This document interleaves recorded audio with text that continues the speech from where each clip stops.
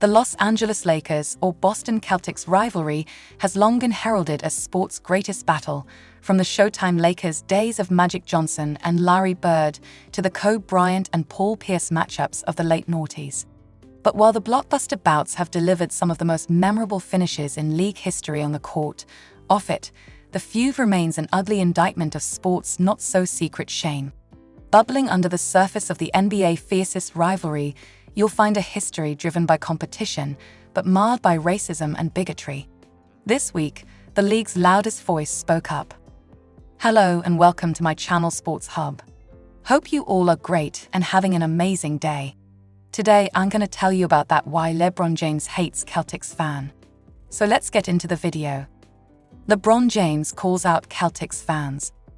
In the latest episode of Uninterrupted's The Shop, Los Angeles Lakers star LeBron James named Boston as his least favorite place to play. While that hardly came as a surprise to fans, considering the torrid battles James had with the Kevin Garnett or Paul Pierce-led powerhouse of the late 2000s, or even his recent move to LA, what was a shock was his justification. When asked why he hated playing Boston so much, James bypassed the opposition entirely, turning his sights on the fans. Because they're racist as fuck, that's why. They will say anything. And it's fine, James told fellow guests, including Academy Award winner Daniel Kaluuya, Premier League soccer star Marcus Rashford, artist Rashid Johnson, marketing Paul Rivera and co-host Maverick Carter. I mean, fuck, it's my life. I've been dealing with it my whole life. I don't mind. Like if I hear somebody close by, I'll check in real quick, I'll move on to the game. They're gonna say whatever the fuck they wanna say. They might throw something on you. The incident James was referring to can be traced back to the 2012 Eastern Conference Finals, when after a stunning 4-5-point, 15-rebound Game 6 performance, the then Miami Heat star had a drink poured on him by a Celtics fan. I got a beer thrown on me leaving a game, he revealed. There was like a "fuck LBJ" t-shirt. I believe they sold it at the fucking team shop. How race impacted the Lakers or Celtics rivalry. While the early days of basketball were headlined by exclusively white players, a symbol of segregation at the time, the influence of athletes such as Wilt Chamberlain and Bill Russell changed the trajectory. Throughout the late 60s and early 70s, more and more African-American players made their way into the league, and by the 1980s, the biggest stars in the game were Dr. J and Moses Malone, and things were set to get even more exciting.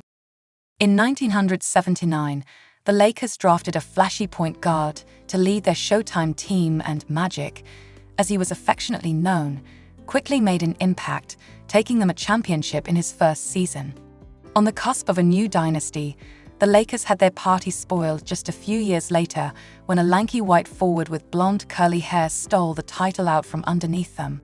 Larry Bird, the hick from French Lick, had arrived, and suddenly, a Lakers and Celtics rivalry was bubbling. Johnson's primarily African-American Lakers baffled Bird's predominantly Caucasian Celtics several times over the course of their careers, and while the two respected each other's games, the fans didn't always share their sportsmanship. As ESPN senior writer Howard Bryant penned, race largely determined rooting interests, and the Celtics were the most divisive team in America. Black kids in Boston were taken by Julius Erving and the Philadelphia 76ers. The Celtics were the white fans' team. Me, I was the black kid who rooted for the Celtics but fell along the same racial divisions as my friends. My favorite Celtics were all black: Robert Parrish, Gerald Henderson, and Dennis Johnson. Even Bill Russell, the organization's greatest ever player, has turned his back on the fans in response to racism. An article in the Boston Globe revealed that the 11-time NBA champion refused to have his jersey retired in front of Boston fans after his experience with racism in the city. Instead, he had a private retirement with only the people within the organization. It's a stark reminder that a team is not made up of its fans, despite what they may think. Truly, racial abuse against athletes can no longer be swept under the carpet, and you need only look at the CS to understand.